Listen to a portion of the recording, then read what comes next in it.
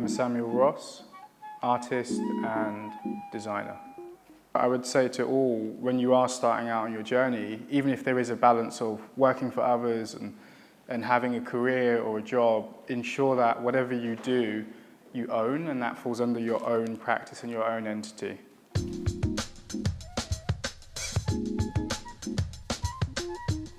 After the sale and exit of the Cold War, there's this renewed, almost excitement, I could say, tied to entrepreneurship. You know, knowing that I could take a raw concept and idea from a bedroom business through to, you know, a business which turns over around 20 million USD annually, gives you the confidence, you could say, and the experience to be able to know how to model and structure small to medium-sized enterprises. And I think that with the exit and sale, it's offered a lot more time to think about where the next grey area is to build into within the space of art and fashion, and to determine how perhaps SRA can live between both of those disciplines. Funny enough, SRA is actually now reaching its 5th year of trading, and every year it's been profitable. And you know, we're in a really fortunate scenario where the turnover versus the overheads is actually quite significant and substantial, which means that we can afford to really take our time, and we don't have a time pressure tied to turnover. And that means that the work that will come out of SRA will continue to feel quite bespoke and quite unique, because fundamentally the way that we've modeled the P&L and the cash flow and the operations of SRA with the experience of the first entity of Cold War means that we know exactly where we're going for the next 3 to 5 years, and it's more a case of just iterating on that plan and that roadmap that we've already put down, you could say. You know, my day-to-day is relatively structured, and it's centered around the idea of being able to execute against a priority list that I rewrite every single morning. Because of course I work on short-term to mid-term to long-term. So long-term may be, you know, large-scale public installations in different countries or institutional museum shows, or it could be developing a collection or brokering a partnership with my business partner and a potential client. But there is this daily ritual of having moments of reevaluation at least twice within a day, at the very start of the day and usually towards the late afternoon. And it is a case of, to be honest, being quite stoic and sticking to that routine to ensure that you are slicing through this day-to-day list. And it is a case of fundamentally showing up daily, where work is the priority of how I spend most of my time. When it comes to breaking that process up, it's usually done through either running or jogging or lifting weights or reading something for the most part, just to ensure that there is enough movement in the day and that the mind and body stay sharp.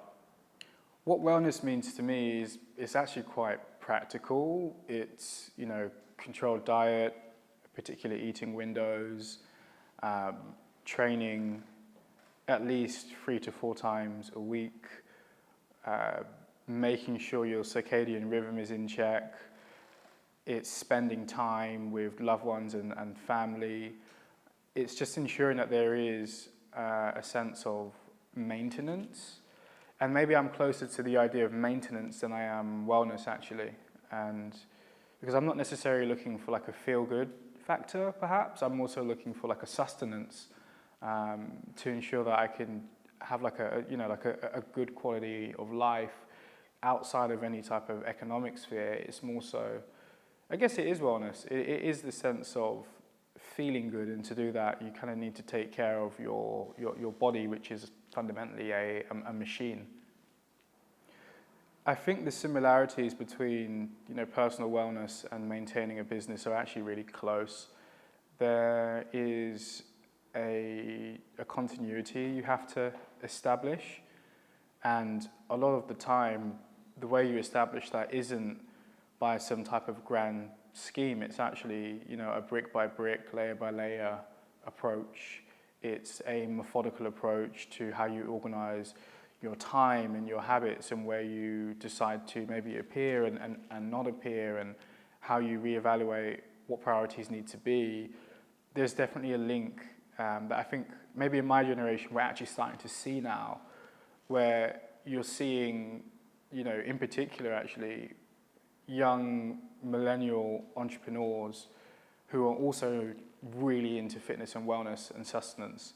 And you can see how there's like a symbiotic nature between the two, where it kind of goes from what you read, whether it's philosophical texts, or what you're into, whether it's stoicism, and how that factors into business practice, and how that factors into wellness and fitness and maintenance. They all actually seem to coalesce and come together.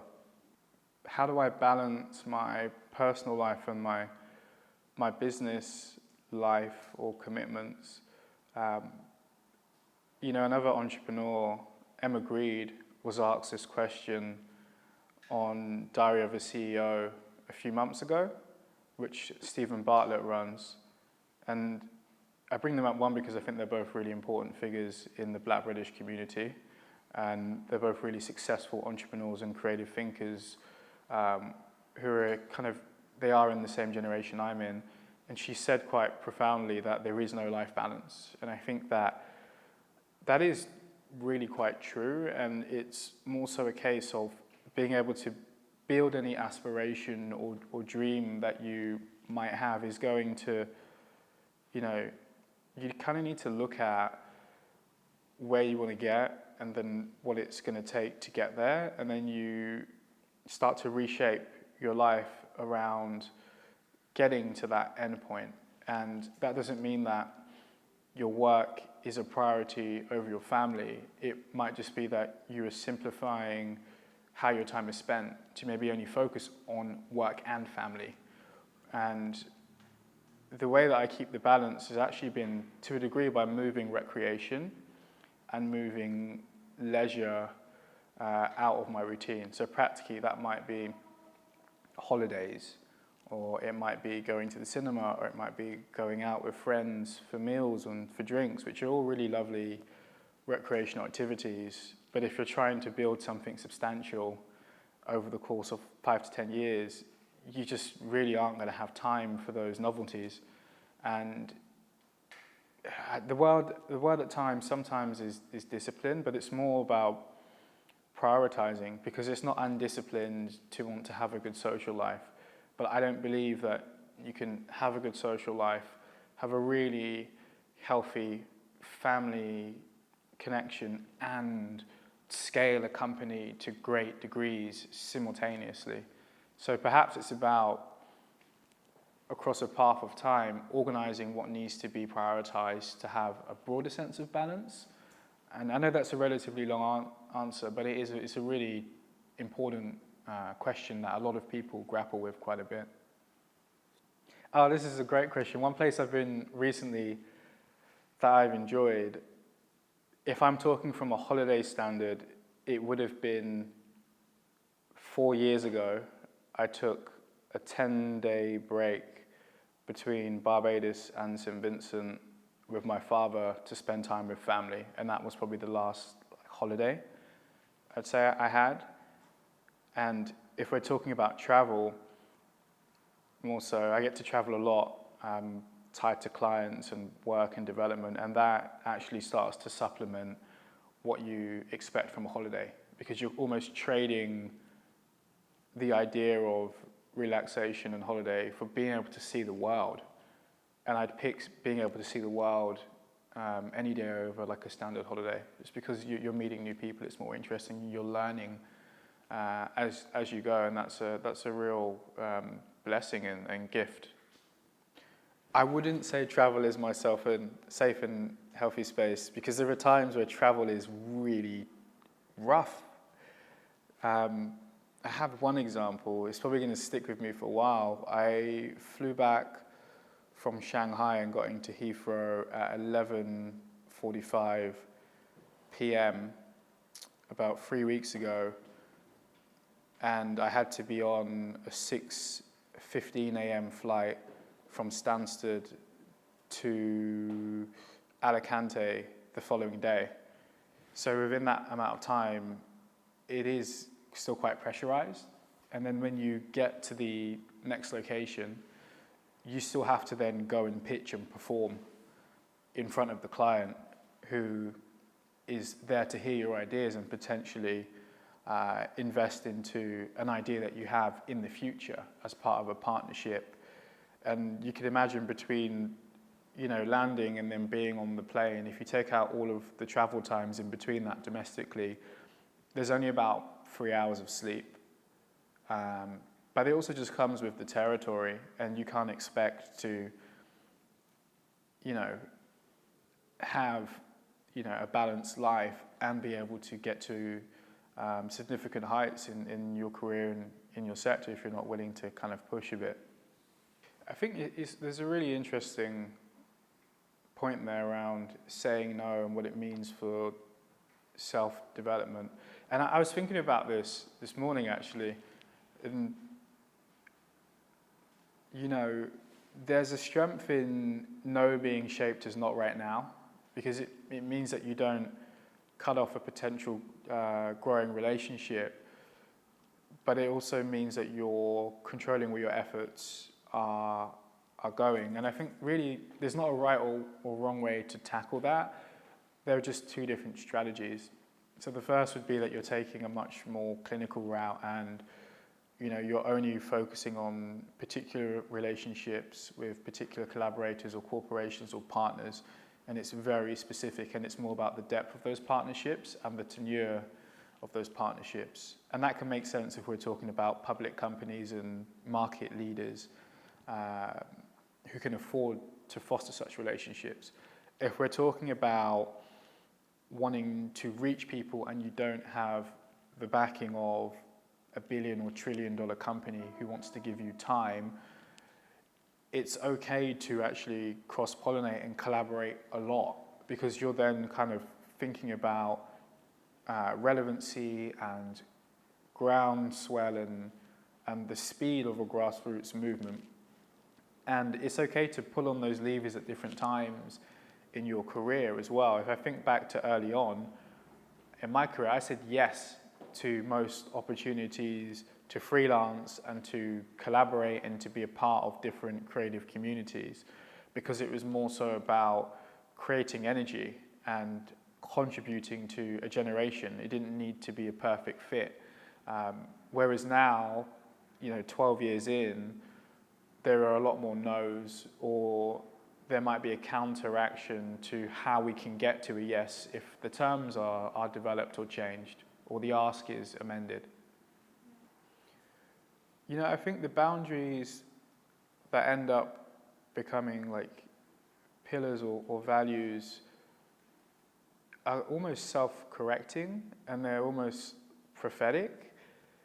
You often find that if you're spending time with a friend or a peer and all your efforts are tied to building a company or business or practice, they're probably part of that practice, or they're going to become a collaborator, or you're exchanging ideas and information to assist one another. And that's just a symptom of you won't have the time to factor outside inputs that aren't relevant to the journey that you're on. And if there is time to factor those external inputs, you could probably be spending more time building your practice. So it almost becomes a self-corrective matter. If I think about the last time I spent time with friends who I don't collaborate with, who aren't a part of SRA or a Cold War, I couldn't give you an answer to that, because everything in my sphere or world has some type of relationship to work or creativity, which is another form of work. When I think about key learnings or rituals or lessons that potentially have been passed on, they weren't necessarily direct actions or prompts, but more so ways of being. And without a doubt, there are two which come to mind. One is graciousness. and being gracious and kind and human in your delivery to people. The second, which is a choice, but it's almost the most important within the idea of an entrepreneur or a successful entrepreneur, is that of optimism, where you have to choose optimism every day. Even in the midst of problem solving, you have to choose to tackle problems and dynamics with a spirit that there will be resolve, because that scales. That scales from the smallest decision all the way up to who you will partner with, or the spirit that's carried on set to get the best delivery and execution out of everyone there. People need to feel good, and they need to know, not even believe, they need to know that there is a just spirit and intention behind the activities that are being put forward. I've never seen anything great come from, a pessimistic spirit across the entirety of my career, and that's more so a life principle that is definitely at the epicenter of who we would assume to be successful or proficient business people, is optimism.